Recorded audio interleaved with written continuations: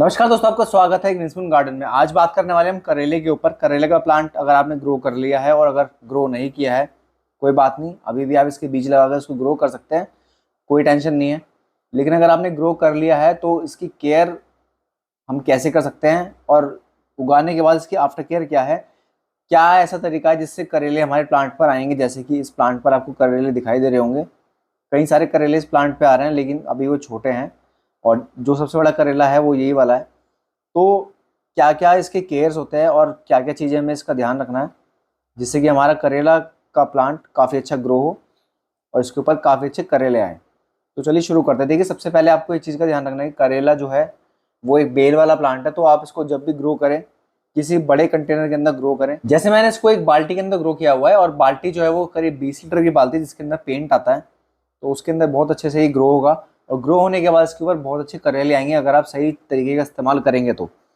देखिए, प्लांट को ग्रो होने के बाद जैसे मैंने आपको बताया कि ये एक बेल है, तो सबसे पहले आपको एक नेट बनानी पड़ेगी। जैसे कि नेट इसके अंदर आपको दिखाई दे रही है वीडियो के अंदर, और बेल आपकी ऊपर की तरफ जानी चाहिए। अगर आप इसको ऊपर की तरफ लेकर जाते हैं तो प्लांट आपका जितना ऊपर चढ़ेगा उतने ज़्यादा चांसेस होंगे करेले आने के।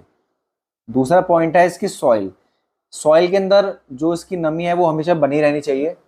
प्लांट के अंदर अगर इसके अंदर नमी बनी रहेगी तो प्लांट आपका ग्रो होता रहेगा। अगर इसके अंदर थोड़ी भी पानी की कमी हुई तो प्लांट आपका डायरेक्ट सूखना शुरू हो जाएगा, क्योंकि जो बेल होती है वो काफ़ी ऊपर तक जाती है और ऊपर तक इसको पानी पहुंचाना होता है।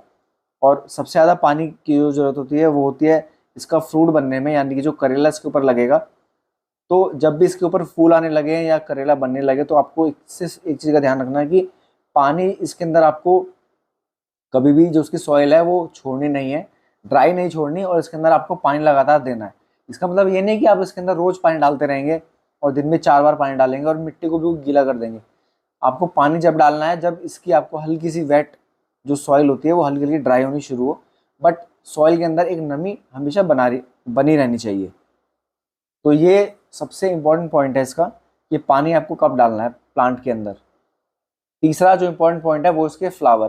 फ्लावर आने के बाद जब मेल और फीमेल जब दोनों फ्लावर आ जाते हैं तो इसके अंदर प्रॉब्लम होती है पॉलिनेशन की। कई बार इसमें पॉलिनेशन खुद नहीं होता, तो इसमें आपको खुद हाथ से पॉलिनेशन करना पड़ेगा।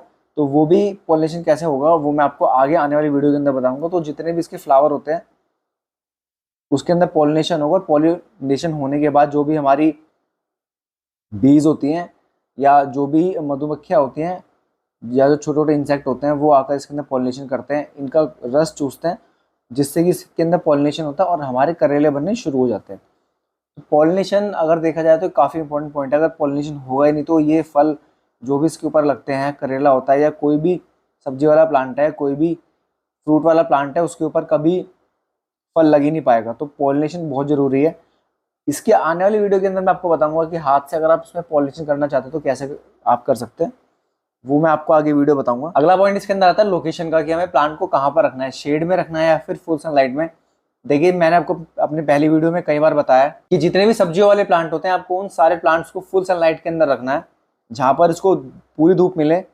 करेले के प्लांट को करेला बनाने के लिए और करेला प्रोड्यूस करने के लिए कम से कम 6 से 7 घंटे की फुल सनलाइट की जरूरत होती है। अगर इसको सनलाइट नहीं मिलेगी तो करेला आपको ग्रो नहीं होगा। सबसे पहली बात, करेला अगर आपका बनना शुरू हो जाएगा तो वो छोटे साइज में ही रह जाएगा, वो पूरा बड़ा नहीं हो पाएगा।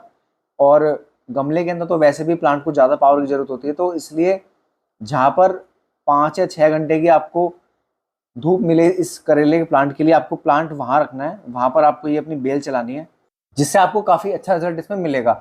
अगला पॉइंट है सबसे इंपॉर्टेंट, खाद का, कि हमें खाद कब डालनी है, कौन सी डालनी है। करेले के प्लांट के लिए अगर आप इसको ऑर्गेनिक ग्रो कर रहे हैं तो सबसे अच्छी खाद होती है गोबर की खाद।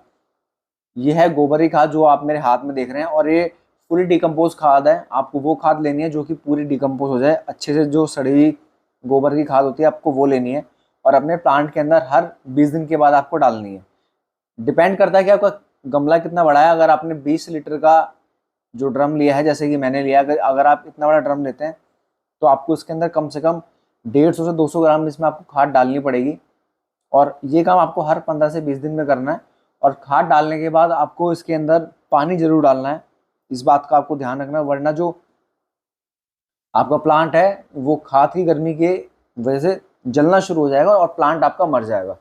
तो आप इसके अंदर कोई भी ऑर्गेनिक खाद इस्तेमाल कर सकते हैं, लेकिन सबसे अच्छी जो खाद होती है वो होती है गोबर की खाद। और ये है जो आपके सामने खाद दिख रही है, ये है गोबर की खाद। आप इसमें वर्मी कंपोस्ट भी डाल सकते हैं, पत्तियों की जो खाद होती है वो भी डाल सकते हैं, बट उससे आपको इतना अच्छा रिजल्ट नहीं मिलेगा जितना अच्छा रिजल्ट आपको इस खाद से मिलेगा। ये खाद आपको किसी भी नर्सरी की दुकान पर मिल सकती है, या फिर कोशिश कीजिए कि जो गोबर की खाद खुद बनाते हैं आप उनसे लीजिए, क्योंकि नर्सरी वालों के पास पैकेट वाली खाद मिलती है जो कि असली नहीं होती, और पता नहीं वो पूरी डिकम्पोज होती भी है नहीं होती। अगला पॉइंट इसके अंदर आता है, जितनी भी इसके अंदर सूखी पत्तियां हैं वो आपको सारी निकाल देनी है। इससे ये होता है कि जब आपके प्लांट को एनर्जी चाहिए होती है करेला बनाने के लिए, और उसके ऊपर करेले अगर लग भी रहे हैं, तो जितनी भी सूखी पत्तियां होती हैं ये एनर्जी को डिस्ट्रीब्यूट करती रहती है। और एनर्जी जो होती है प्लांट की वो फ्रूट बनने में लगनी चाहिए, लेकिन प्लांट अपनी कुछ एनर्जी को इन पत्तियों को सेव करने के अंदर भी लगा देता है ताकि ये पत्तियाँ इसकी ना गिरें, बट वो काम हो नहीं पाता, तो इसलिए जो उसकी एनर्जी होती है वो कहीं पर डिस्ट्रीब्यूट हो जाती है। तो जो भी इसकी पत्ती आपको हल्की सी पीली पड़ती दिखाई दे, आप उसको फटाफट निकाल दीजिए। और इससे क्या होगा, जैसे मैंने आपको अभी बताया, एनर्जी डिस्ट्रीब्यूट नहीं होगी, प्लांट आपका काफ़ी ऊपर तक जाएगा, करेला इसके अंदर काफ़ी अच्छा बनेगा। तो ये कुछ पॉइंट्स थे जो कि बहुत इंपॉर्टेंट पॉइंट थे। इन पॉइंट्स को आप देखकर यूज़ करके अपने करेले के ऊपर ज़्यादा से ज़्यादा आप करेले ले सकते हैं। कुछ और इसके अंदर मैं आपको केयर और टिप्स बताना चाहूँगा। करेले के प्लांट के ऊपर कई बार काफ़ी सारे पेस्ट लग जाते हैं, तो उसको कंट्रोल करने के लिए आप लोग नीम ऑयल का यूज़ कर सकते हैं। नीम ऑयल आपको 4 से 5 बूंद आपको 1 लीटर पानी के अंदर डालनी है, थोड़ा सा आधा चम्मच इसके अंदर आपको शैम्पू डालना है, और अच्छे से उसको मिक्स करके अपने पूरे प्लांट के ऊपर आप हर 15 दिन में एक बार स्प्रे कर दीजिए। तो जो भी इसके ऊपर कीड़े मकोड़े लगने होते हैं या जो भी बीमारी इसके ऊपर लगनी होती है वो नहीं लगेंगी। और अगर आप इसके अंदर ऑर्गेनिक वे में इसको यूज़ करना चाहते हैं और आप शैम्पू का इस्तेमाल नहीं करना चाहते, क्योंकि शैम्पू के अंदर भी काफ़ी सारे केमिकल का यूज़ होता है, तो उन केमिकल को अवॉइड करने के लिए एक डॉक्टर नीम प्लस आता है इफ़को कंपनी का, आप उसको यूज़ कर सकते हैं। उसके अंदर आपको शैम्पू डालने की कोई जरूरत नहीं, सिर्फ वो आपको 2 से 3 ml 1 लीटर पानी के अंदर डालना है, मिक्स करना है और स्प्रे कर देना है अपने प्लांट के ऊपर। वो सबसे बेस्ट चीज़ है। दोस्तों ये वीडियो आज यहीं पर ख़त्म करते हैं। वीडियो पसंद आई तो लाइक कीजिएगा और चैनल को सब्सक्राइब जरूर कीजिएगा। Thank you so much.